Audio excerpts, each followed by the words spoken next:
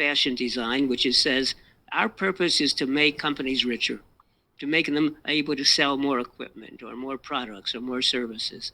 And yeah, that's okay, except I don't want to destroy the world in doing that. We have to consider all of humanity, all living things, and the ecological system that supports life.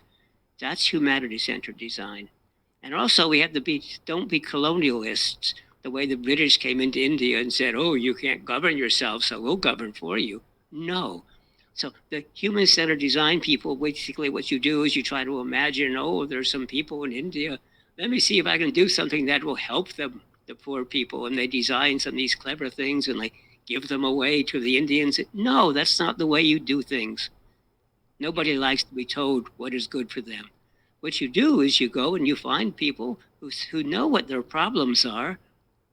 They're living there. They know their problems. They're already addressing them. And so designers are really good facilitators. They can help because they may only be able to address the symptoms because they don't have the resources to go after the underlying issues. And basically, the underlying issues are almost always going to be political. And so we can help with the political issues and we can help getting more resources and we can help. If you're Yep. doing a sanitation system or clean water, you need to know about science of sanitation and water and things. And so we can bring in those experts to be assistant, not to tell you what to do, but to help you. Now, one of those experts is going to be artificial intelligence. And I think that it's much too early to judge what is happening in the AI world. It's only been out about a year. And let me tell you, in 5 years, it's going to be completely different than it is today. And the people who write about it, the journalists, they love to find all the flaws and talk about them. Yes, there are many flaws, and many of them are serious. But there are now thousands of people across the world trying to minimize or eliminate those flaws, and it's going to change. And how is it going to change jobs? It's going to change jobs a lot. But in the history of technology, all introductions of technology changed the way we lived and the way we worked and the way we did things. Most of the time for the better. Not necessarily, but most of the time. And I believe that there's nothing different about this one. It's going to change, though, different kinds of jobs. Because in the old days, the technology made us faster, made us stronger, made transportation better, communication better, but it didn't change the nature of high level jobs. It was mainly replacing low level manual labor jobs. But today, that's not true. Today, it's replacing all kinds of jobs. But they shouldn't replace the jobs. If you actually look about how it's being used and what it's powerful about, we should treat it as a wonderful tool that makes our lives better, that makes us able to be better designers. Because a lot of design is doing a lot of grunt work. You have to do the details and you have to worry about all sorts of little things. Using AI, what you can do is let it worry about the little things. What I worry about is how are we going to approach this problem? And how do I describe it? And when I work with a tool like some of the generative AI tools, how do I describe the problem? And then when I'm giving back an answer, yeah, that's not what I need. That's the wrong way. You didn't understand. And because look, the modern AI is pattern recognition. It recognizes patterns that have existed in the past and it sort of flumps them together in some novel way, but it doesn't understand what it's doing and it has no moral values. It doesn't understand ethics. It doesn't understand how people work and the people care about. It just understands what's happened in the past, usually in the printed world, printed and nowadays published world, if you will. So it includes video and audio, but it's not really intelligent. Remember AI, the first word is artificial? Yes, it's artificial. So artificial things can really help us, things that do make us smart. I wrote a book called Things That Make Us Smart. We can use it to make us better, but we have to learn it. Don't fight it. Understand it, study it, practice it, use it every day, play with it, learn what it does well, learn what it does badly, but don't accept what it gives you as a result. Accept it as a rough idea that you, as a great designer, can make it even better and better. Wow, thank you so much for that, Don. You have so much optimism around AI, which I think is inspiring. And all of us hopefully find it inspiring as well. I want to touch on the point where you talk about not being afraid of AI, but really leaning into it and using it as a partner. you know as you said, AI has been maybe normalized over the past year or so, which is surprising because it feels like our entire life has changed because of ChatGPT and a couple of AI tools. What has surprised you the most about this initial phase of AI? Has anything surprised you as a designer, as someone in the Well, field? yeah, as actually, I'm relatively expert in AI. Uh, First of all, I've published in the AI journals for a long time, starting with the 1970s. Um, and some of the very first neural networks were developed in my laboratory, not by me, but by my colleagues. David Remohart, in particular, someone I wrote many, many papers with. And we had started a cognitive science program, and we had a bunch of postdoctoral fellows, and we were teaching them what we knew and what we were interested in, and some of them told us we were wrong. And I like being told I'm wrong, because look, if I'm wrong, I want to know. I want to change what I'm doing, and I learn that way. You learn more from being wrong and from making errors, and this is true of your design work too. You learn more from the designs that fail than from the ones that succeed. If they succeed, you say, "See how brilliant I am?" No, you may not have been brilliant. You may have been lucky. But if it fails, you have to stop and think about why. Anyway, we were talking about what was called perceptrons, which basically was a one layer set of neurons, and they were very flawed. They couldn't do very much. And one of the people said, one of my postdoctoral fellows, Jeff Hinton, said, "No, no, no, that's not right. There's more modern methods today." And so he and my colleague Dave Remmelhart soon developed a three-layer neural network with what's called a hidden layer. And today's new networks are basically that, except the layers are huge today. And instead of one hidden layer, there could be hundreds or thousands. And so we're talking about huge scale. So Jeff Hinton has now been called the father or the grandfather of modern AI and of deep learning. And he also is partially responsible for the T in GPT, the transformer part. But I asked him recently when I met him at Google, so what was a theoretical breakthrough that allowed the modern AI to work? And he said, not much. The real breakthrough was that today's computers are 1,000,000 times more powerful than the ones we started with. It's the power of technology that has made it possible for it to read and experience all the written material and all the stuff that other people have created throughout history, basically. And that's what is the database.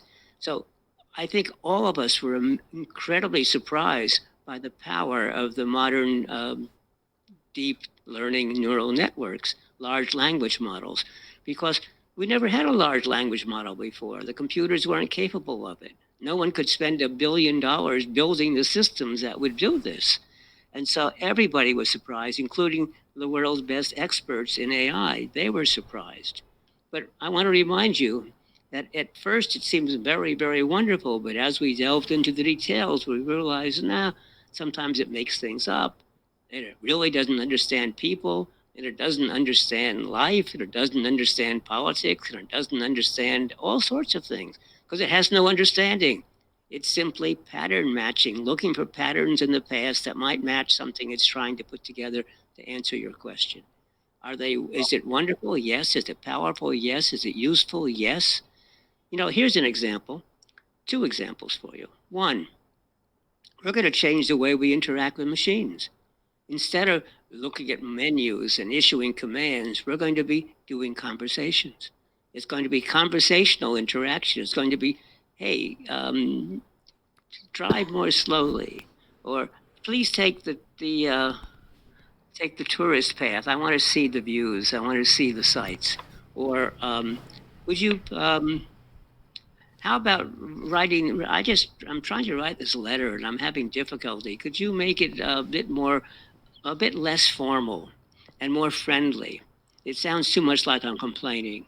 That sort of thing. And then you could look at the result and say, well, yeah, that's okay, but it's not right. And then you either modify it yourself or to ask it to do it again. You have to learn how to instruct, just like If you're a manager and you hire a new person, guess what? You ask them to do a task and they won't do it right. You have to explain to them why it's not right and why it doesn't fit this company or why it doesn't fit this need. Well, that's what AI is going to be like. And finally,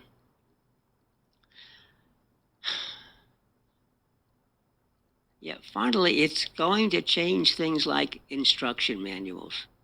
So, for example, I just bought a new car. It's an electric vehicle and it's very automated. And there's a 400-page manual. That's crazy. Who's going to read that? That's We can crazy. get rid of these manuals. What we're going to do is we're going to take the same stuff that's in the manuals, which is what every control does and so on, and put it into a big database and put that into the large language model. And then instead of manuals, no more manuals. We'll just ask. Because manuals show you what every little thing does, and that's not what you care about. You want to know, how do I do this task? Or, yeah, it isn't working. Now what do I do? So that's what we'll do. We'll be able to ask our manual a question because it'll be an AI. We can say, I don't understand. I can't change this anymore. What's going on? And it will tell you. Or how do I do this new task? I want to do something I haven't done before, but I know the system can do it, and it will tell you. And that's going to change a lot of things.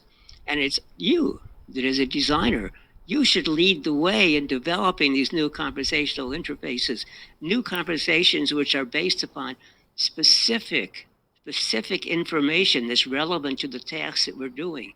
Don't rely on the large language models. Those will get all mixed up with all the stuff it's read, and that's got nothing to do with what you want to really do. So give it the important information that can really help you. And by the way, it's not fair and it's probably illegal.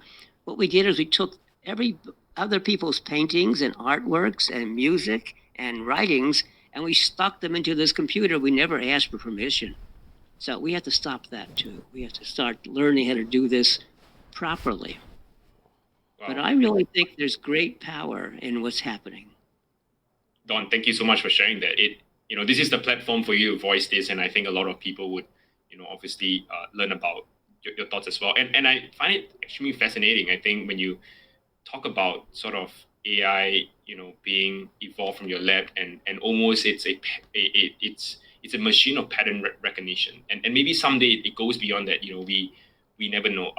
But thanks for sharing that, and I'm also fascinated that Jeff Hinton, which is the godfather of AI, it's from your lab. It sounds like a pretty legendary lab that breeds amazing inventors and folks like yourself. So I appreciate you for sharing that historical context. I want to talk a little bit about sort of some of your, I think, what you have written in the past, especially sort of your ideology on simplicity versus function, and I think that's a huge topic as well for a lot of designers. Um, you know, Don, your work has obviously has undeniable impact on the design industry, but it has also sparked some controversy, particularly between the balance of simplicity and functionality in design.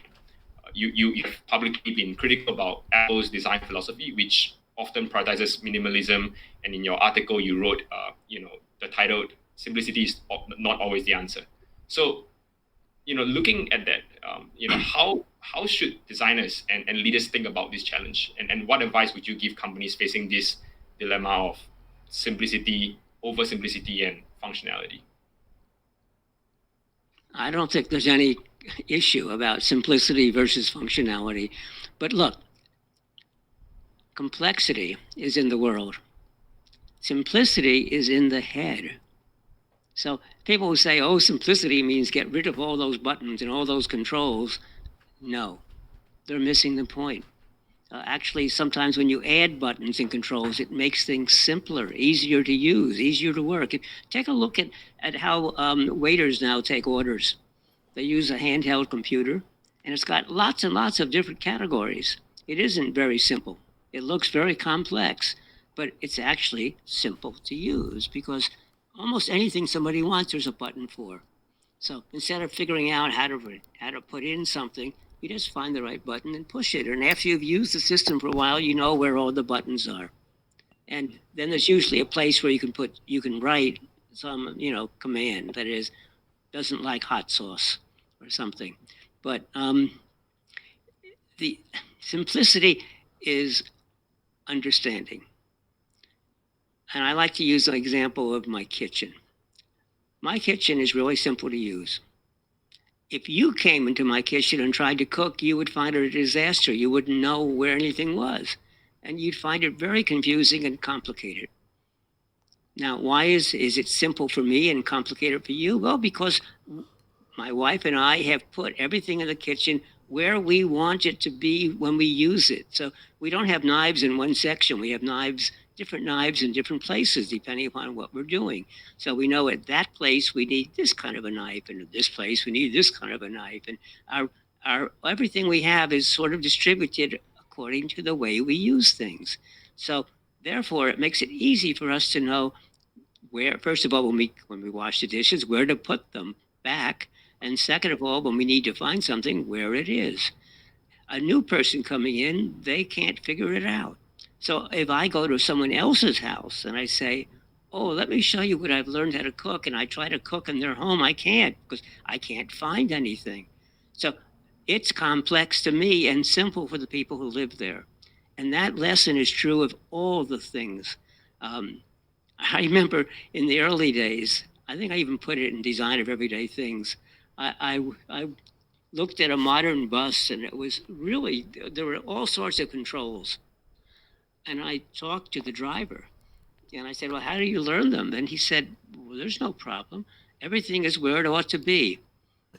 Everything is where it ought to be." What that means is when you thought about the task he has to do, so like he has to open up the door on the front and the door in the back.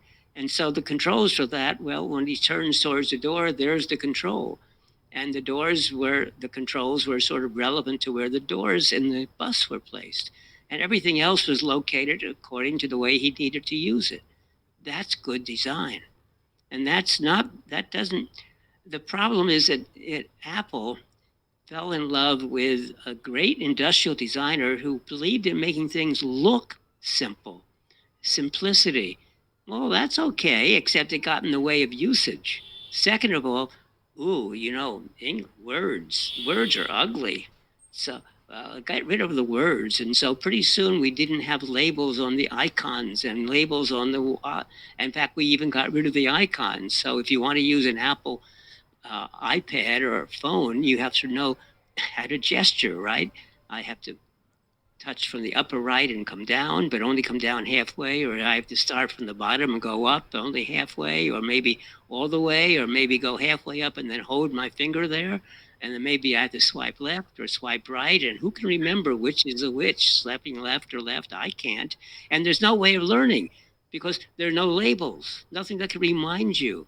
So it's crazy, just crazy, and it's beautiful, yes, but I can't use it. And people wanted the bezel to be so thin. They didn't like the fact there was a thick bezel around the display screen. Well, these are touch-sensitive display screens, and whenever my phone rings, I pick up my phone and my finger hits the screen, and guess what? It it touches something. Who knows what it touches? But the phone then goes into some weird location, and I can't answer the phone. I can't find the phone call anymore. Why is it that I can't pick it up without making it do something bizarre? Well, because it's beautiful, isn't it? It's small, and look at the big screen. And the journalists love that, even though they must make the same errors. So, yeah, you have to really think about people's usage. And then when you make something easy to use, it's something that fits them. It's not something that looks wonderful and gets honors and medals because it's beautiful and simple and so on. You can't give a medal for a good design just because it looks good. That's crazy. It has to work well. It has to work well for people. They have to understand it. And worse, most important of all, when something goes wrong, and things always go wrong, you have to be able to understand what went wrong and what you should do about it. And most designers are simply looking at making things easy to use when everything works. No, the hard part about design is making it easy to use when something goes wrong. Wow. Thank In you so other much. words, simplicity is very complex. It's difficult to make something that's simple for people. I love what you talk about simplicities in the mind and not in the number of buttons or the number of clicks that happen, and sort of your analogy on the bus, the bus driver really hits home. And it really reminded me, I think, of recent Apple Vision Pro launch. I have not used it, but just from the many gestures that I've seen on the TV, I couldn't even memorize it or even get around. So I think those are probably one of those instances where you talk about that. Well, So the trouble with virtual reality of this sort is that um, because you are involved, you're in this new world, and everything is created by the computer. Um, the traditional physical controls don't really work well, and so a keyboard is difficult to use if well there is no keyboard, and or even if there is one, you don't see it. Well, there are some solutions to that, which is Apple does that actually. It allows you to see the world as well as see the virtual world.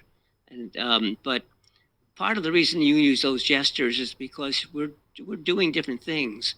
So I still think though it's looking at some of the new work in virtual and augmented reality. I say the same thing I say about AI. Now, those, virtual reality has been around 20 years or 30 years or more, and the augmented reality is relatively new, but we're still learning. And so the fact that we still have these weird gestures, and some of the gestures Apple developed are really clever, but they may not work for everybody. But we're learning, and so yeah, we will learn, and I bet over time things will migrate and change so that they become usable for everybody. Just like I'm telling you that AI is not going to be the same 5 years from now as it is today, nor will the Apple and other kinds of, Apples and Facebooks, Meta work. Those will be different, and there'll be other brands that have come out, other companies. yeah, thanks for sharing that, Don.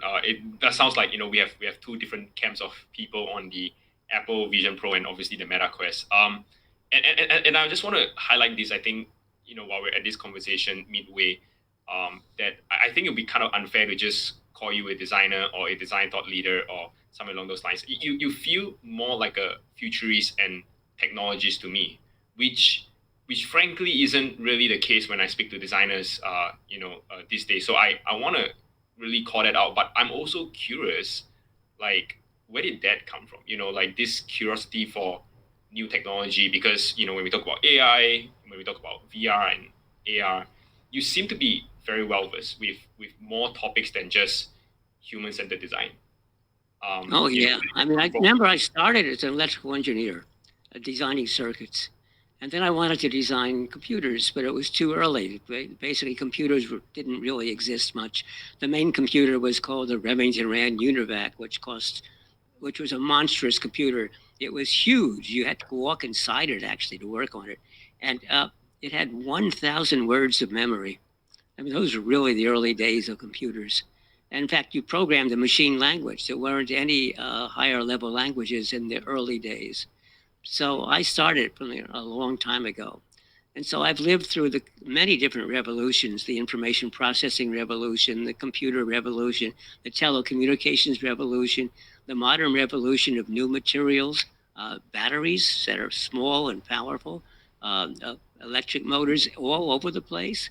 I mean, when I look at my automobile, it must have 100 different electric motors in it, and it may even more. And I know it has more than 100 CPUs in it, and it's a very complex place. But it turns out that gee, I happen to have a background in all of that, and fortunately, I've been able to keep up my background knowledge as well because I've been doing technology all my life. But I also was an industry executive, and that I began to understand that the way you do things in industry is very different than what you learn in school. You don't know most people who teach school, most professors, they've never had a job in a company in their whole life. So when they tell you what's important in the world, they actually don't know. And most business professors have never worked in a business. So they don't know either how it really runs. And so when you go off to the industry, you discover that I, when I joined industry, I said, I'm an expert. I just finished this book called The Design of Everyday Things. Well, in those days, it was called The Psychology of Everyday Things, but it's the same book. And I said, I really understand what's going on. And I had been consulting for companies like Apple and the Xerox Palo Alto Research Center, where the very first, um, what you see is what you get, menu driven computers were developed. And I was using them. So I thought I was all right, ready to go. But no, it turns out that all the wonderful theories and work I did was, yeah, wonderful, but it wasn't useful. And when people had questions, they would ask me, I would say, that's a really good question. We never thought of studying that, so we don't know the answer. And so there's a big difference between what is needed to do things and what is needed to understand the underlying principles. Both are necessary.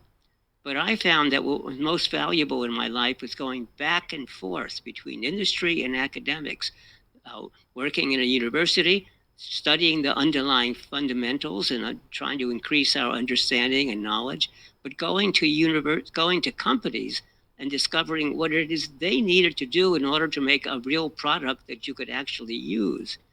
The two are complementary. So going back and forth makes it is really powerful. Each one informs the other.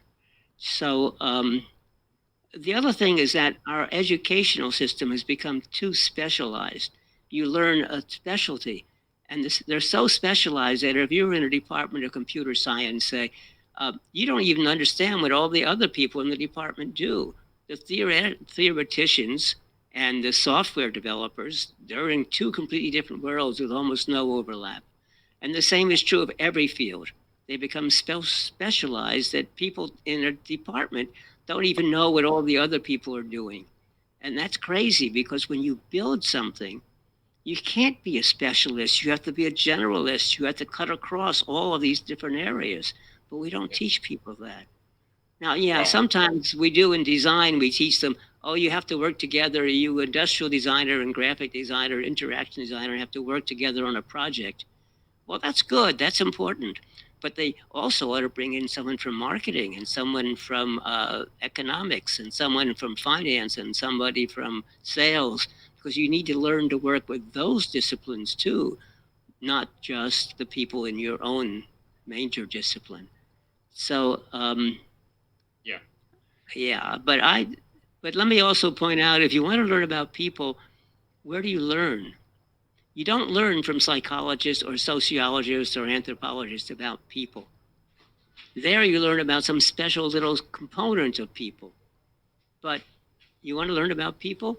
Go find a person who writes for a living, a novelist. Because a novelist is somebody who has to really understand people because when they write a story, you have to read it and say, oh, yeah, I know people just like that. So if you read closely those stories, they tell you about all sorts of things about when the person scratches themselves or how they got lost driving down the street or this, that, and the other. They're the ones who understand people. So I'm against STEM education because STEM is science, technology, engineering, and mathematics. And yeah, I was trained in all of those. But where's the people? There's nothing about people in STEM engineering. And how can we design things as designers without understanding people? So we have to bring in the humanities. And let me tell you that history of the world is critically important. I spent a lot of time in my book about that because the way we act today, the way we are created, and the way we think is historical. It's based on what happened in the past. And um, it's not necessarily the correct way to do things. It's simply the way it's always been done. In fact, you ever hear somebody say, well, that's how we've always done it. Well, that's a Yeah. good opportunity to make a difference, to change how we always do it. Because in the physical sciences, when you measure something, there's a statement if you can't measure it, you don't understand it. And it came from a physical scientist, Lord Kelvin. But that's not what he said. He said, in the physical sciences, if you can't measure something, it means you don't understand it. But in the social sciences, you can't measure those things because in the physical sciences, if I drop something 10 times, it'll drop the same way. The physical laws of, Newton's laws of dynamics apply the same way every single time. But not if I drop a person. Come on, drop a person 10 times, you're not going to make it. They won't allow you to do it. So I So, want to I want to kind of like touch on that point, which is really interesting, which you talk about. I think you mentioned this in your book as well, and sort of you just talk about human behavior, and a lot of our behaviors as humans, date back to us just like being sapiens, right? Like there are very innate traits of that. You mentioned something in your book along the lines that that the hardest problem to solve is human behavior. It's not technology, it's not economics, it's not general stuff, but it's actually human behavior that is the hardest problem to solve, or to figure out. Can you explain a little bit more about that, of human behavior, and why is it more complex than any other problems that we're looking at? Because everybody is their own person. And they see the world through their own eyes based on their history, their experiences. And they often have different values than others. And quite often, when you get people together, they are arguing and they are disagreeing. In fact, when you try to do things to a community and you're trying to help them, and you say, I'll do what it is that you need, it turns out they don't agree with what they need. And so it's very hard to work with them. But what it is that oftentimes what people are doing is they're coming in from their point of view. And from their point of view, what they're saying often is correct. And so what you have to do is understand each person's point of view. And if you can get everybody to realize that each of them in many ways is correct from their point of view, that there may be a way of actually accommodating that or finding something there everybody agrees upon.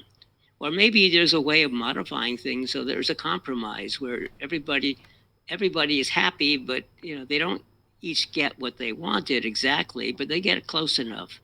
Because again, everybody has a different history. And on top of that, we have different cultures. So the culture of the East is different than the culture of the West. We often talk about the culture of Asia being different than the culture of Europe, but that's not a really good way of thinking about it. Because first of all, Asia is so many different countries, each of which is different from one another. And Europe is so many different countries. And actually inside a country, there are many different cultures. Inside large countries like India or China, there are many different cultures. If you take a country like Singapore, now it has fewer. It brings together many different countries. But Singapore is one of the best governed countries in the world because actually it's a small island. It's one city. And so that makes life a lot easier. But in the world, we have to learn to understand the differences and work with them and accommodate them. Thanks for sharing that. A lot of it comes down, I think, as you mentioned, like it's really beyond design, but really just understanding sort of the human's nature. What are the truths and what are the that's not beyond design. The great designer has to take that into account and understand that. So it is not beyond design. And one of the reasons I say that design should be the most important topic of all, because we are doers. We aren't just thinkers, we are doers. We go out and we make changes that make a difference to people's lives, which means we have to understand things way beyond what is traditionally called design. We have to understand something about, maybe everything. So basically what you're saying is that like design is encompassing a lot of these things, and we haven't historically really thought about it that way, but moving forward we should be thinking about it that way. That is, that design should encompass understanding the most fundamentals of human nature. I've never found an issue where a designer could not make a difference. Because we tend to think we don't say this is how it's always be done. Yeah. We say, what is the real issue that we're trying to address? Don't tell me what you want. Tell me what the real problem is that you're trying to work on. And let's see if there's some way of doing that. And quite often it's very different than what people have been doing in the past, because we'd step back and take a look at this general issue. When you ask people what they want, usually they'll tell you what the difficulty they're having with some current way of doing things or some current tool or device. But that's not the solution. The solution isn't to make that better. The solution is to back up and say, but why do you have to do that in any? Why do you have to do this at all? Maybe there's some other way of accomplishing your real goal. And that's what the designers do, is you take a new look at the problem. We teach problem solving to many disciplines like business and engineering. They're really good at problem solving, but they don't stop and ask, is this the right problem? Good designers always ask, is that the right problem? Thanks for sharing that, Don. I want to touch on your work, especially on your book on designing, design for a better world. I think a lot of it centers around sort of sustainability and designing much more meaningful things and obviously a much more meaningful life. Um, one of the things that curious me is that you spoke about a lot of things that are wrong in the world, politically and environmentally and whatnot. But also a lot of the work that you have sort of shared in the past as well. Some of them are sort of in conflict with that, right? So I'm curious, like what kind of maybe allow you to step into this realization and write this book, of design for a better world, because I think it's inspiring. It creates new idea and new thinking and new framework of thinking around sustainability as well, from both environmental and life perspective, right? So, what allowed you to kind of step into this new frame of thinking and writing this book? I'm always learning. One of my one of my principles of life is to always be learning. I try to learn something new every year, and yeah, quite often what I said 10 years ago or 20 years ago is wrong. And when I discover things that are wrong, I change what I'm doing, and I change what I'm saying, and I change what's harder, and I change what I believe. So changing my underlying beliefs, that's harder. That takes more time, but I have changed. I've changed. Believe me, I've changed very dramatically since the early days when I was an electrical engineer and thought that people got in the way. My work, my devices would really work better if people didn't misuse it. Well, that's obviously not what I say today. And yes, I'm always open to new ideas. I'm curious. I try to learn new things, and I like being told that I'm wrong, especially if it's done intelligently, and especially if it turns out I really am wrong. That's how I learn. Thanks for sharing that, Don. And we're all learning as well from you today. And I, this is obviously a big book, and we're not gonna touch on every point. But I do recommend everyone to read it. It's inspiring in every ways. I'm just curious, Don, just from sort of you know writing this book, what has been the biggest realization or surprise for you when you write this book, when you are maybe doing a research, talking to people? What has been the biggest surprise of this topic of designing a for a better world? Um, I think the biggest surprise was that I didn't know enough about the history of the world. And the more I learned about the history of the world, the more I realized how artificial the world is and how it can be changed. And I started off by saying, I look out my window. And in fact, where I'm sitting right now is where I had said that if I look out the window right there, you can't see the window, but I can. And I can see, I'm looking south, and there's palm trees, and there are birds, and there are animals. And I can see in the back mountains, and I can see the famous, and there's a waterways. There's a called Mission Bay where there's lots of water and people have water sports. It's all artificial. That the animals are real, yeah, but I'm on a steep mountain, well, a steep hill, and so it had to be smoothed and made level so that you could put the house here, and the pine trees were all planted by people, and so the artificial planting and so on made a wonderful place for animals to live. We have rabbits, we have hawks, we have uh, coyotes, we have just hummingbirds, so all sorts of animals, and the recreational area used to be a swamp. It was transformed into a recreational area. And the mountains, well, they're in the country of Mexico. The mountains are real, but the notion of a country is artificial, it was invented by people. And the boundary between them, which is today a very difficult political area between Mexico and the United States, that's artificial too. It was artificially defined. In fact, the United States took it over, took it from Mexico by force in the early years. And in one of the books I was asked to read was something called The History of Cotton. And well, it was called The Empire of Cotton. And I said, why should I read that? I don't care about cotton. And the person who was telling me this, I trusted. And so eventually I read it.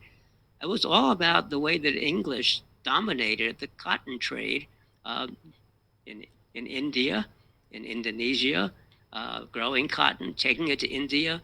Where the Industrial Revolution had just started, so they would take the cotton and they would transform it into cloth, and then they would be able to sell the cloth, etc. But pretty soon, what happened was they controlled the world of commerce back in the 1700s.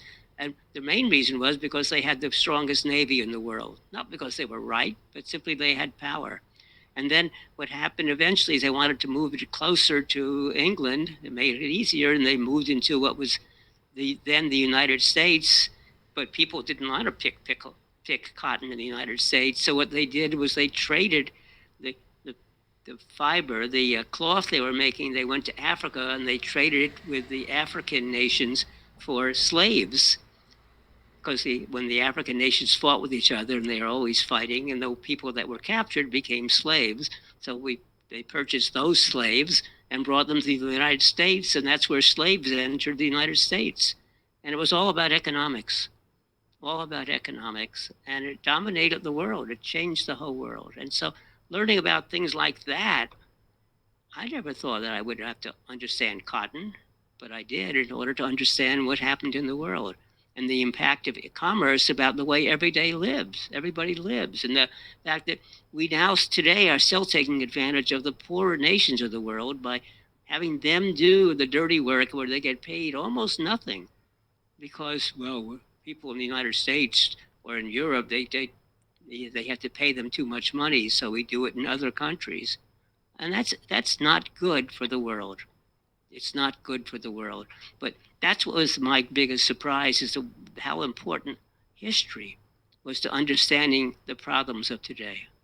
Is there a place where you would recommend us to catch up on our history, like whatever that you have read, Yeah, when it well, have. the best, easiest place is I try to give all sorts of references in the book, and the book sort of summarizes what I thought was important. That doesn't mean there aren't lots and lots of other areas, but it's a good way to start, I think. And I'm not the only person who's doing this. There's one more thing I want to talk about before we quit, because it's Yep. relevant to the book, which is I decided, what can I do besides writing the book? Now, if you ask me what kind of a designer I am, I finally realized what the correct answer is. I'm an educator. What I really do best is I educate people. So what do I design? I design designers. And but I realize that design itself is not where we're going to get the answers, because designers tend to do their designs and then give it to other people to implement. And what matters is not what you design, but matters to what people make of it. And so I wanted to recognize practitioners, people who do things in the world that make a difference. And when do you want to give a recognition to somebody? Well, the world is filled with prizes for famous people who do very important work and they get a prize. It doesn't do any good. When you're well known and you've already been doing things, you have lots of prizes. You get another prize, so what? It doesn't change what you're doing. It's really nice, but it doesn't change what you are about to do. And so I wanted to give a prize to people who, I don't care what their background is, I don't care how old they are. What I care about is they are working to do something that benefits society, and they have to have evidence. So, first of all, they have to be early career. They have to be doing this for the first or second, or at most the third time in their life. So, even though they're 60 years old, if they just started in this field, they're early career. And they have to have some evidence of what they're doing. And what kind of problems? Well, the United Nations has a list of 17, what they call sustainable development goals. And the first 16 of those talk about all the major issues that face the world. And so, yeah, address any one of those issues that they talk about, because each one of the 16 is huge, like hunger, like adequate education, like adequate health care, like clean water, like jobs. And so they're all big problems. So you approach that, I want to reward you. So we're having we call it the Don Norman Design Award. And we're going to, first of all, give awards to early career people who are making a difference when they need it most, when they can say, hey, you're just getting started, but we think you have great potential. And this will allow them to get more money in order to finish their jobs.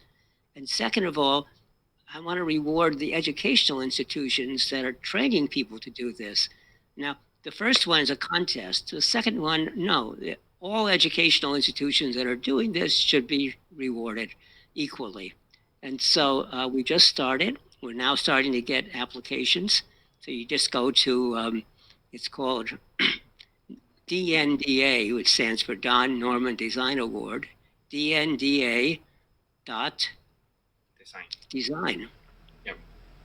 And yeah, please do apply. We'll be Don. We'll be sharing this link to those who can't join as well, so everyone will receive the link to apply. And I've seen some of the really neat new things that are coming out from people I never would have expected, and they're coming in from all over the world. Well, Don, it sounds like an amazing award, and I'm gonna definitely apply it for our team as well. But Don, as you know, we might be running a little bit short on time. I do have probably two more important questions that I think I really want to ask you today before we wrap up. Yeah. So you talk about a lot on societal well-being and sustainability of the planet. How can designers ensure that their work not only addresses immediate economic needs, but also contributes to long-term sustainability and societal well-being? You can't. You do your best, but it's difficult to predict what is going to happen in the future, and difficult to predict the way that whatever you do will be used. When the automobile was first invented, first of all, there were three different ways of powering it: electric, steam, and gasoline, and gasoline engines. And everybody assumed it was going to be either electric or steam. And so that turned out not to be true. And part of that was a power play between the people, the oil companies who really wanted the business. Second of all, the automobile was going to clean up the world. So the streets of the world were covered with, well, basically horse shit, because all the transportation was by horses, and the horses, well, they're not toilet trained. And so it was really unsanitary to cross the street. And the automobile didn't do that. And so it was assumed the automobile would clean up the streets, and it did. But nobody actually ever imagined that there might be billions of automobiles in the world, and that the exhaust from the automobile would cause all sorts of problems. It causes illnesses, lung problems, and of course, climate change. And nobody could have foreseen that in that time. Just like when computers were developed, it was a thought they'd be very expensive and only be used by a small number of people. And nobody thought that computers would be so small and so common that, well, every house has hundreds of them, really, hidden away. Not every house, but many houses. But your automobile has more and more and more computers in them because they're inexpensive today, some of them, and they're essential to many of our devices. It's very difficult to predict how things are going to be used and whether they'll be used well or not. Some of the social media were really wonderful when they came out, but as it went around the world and more people use it, it's being used to spread lies and gossip and hurtful and damaging information. Nobody foresaw that. And so it's very difficult to know what the future is going to be.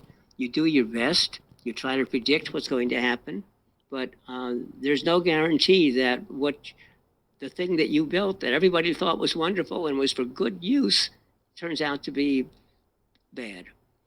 It's just not possible.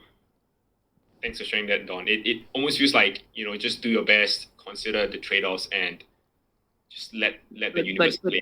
But that's why you have to understand ethics too, and you have to understand morality, which is also complex because actually different cultures have different views about ethics and morality. But you have to really do your best to understand what's fair for human beings. Okay, what's your second question?